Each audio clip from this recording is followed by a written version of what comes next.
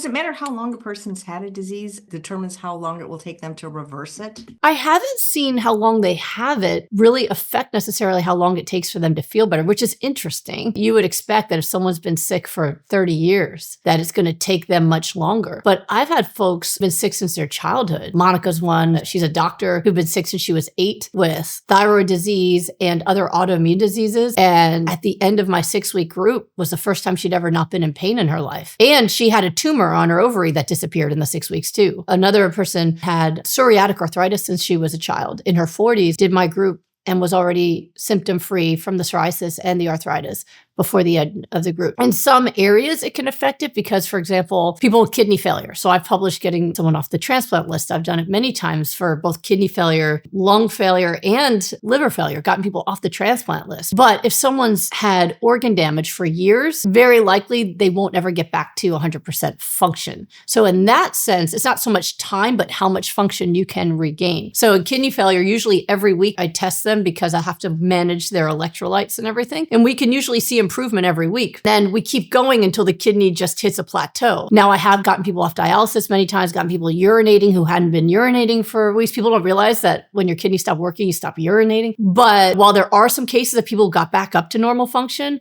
a lot of times people will go from like 10% to maybe 20% or 25%, where it's just enough to not need a transplant, but not necessarily 100% because scar tissue is not functional, but it's healed. So there's definitely that. Here's as far as you can go, but not necessarily time. I always joke around with my group because a lot of times people like in the first week are like, okay, I'm not healed yet. And I go, yeah, give me the 6 weeks, please. You took years to get this sick. Give me at least the 6 weeks to get some breakthroughs going. But most people, even within the first 4 to 6 weeks, can at least get their first major breakthrough. And many people are already symptom free, but it's about going as fast as you can and getting as much done as you can. But it's not necessarily based off time. There's some people who are newer at it and they might take the same time as someone who's been sick for a long time to get those big breakthroughs. So it tells me that your body's always looking to get better.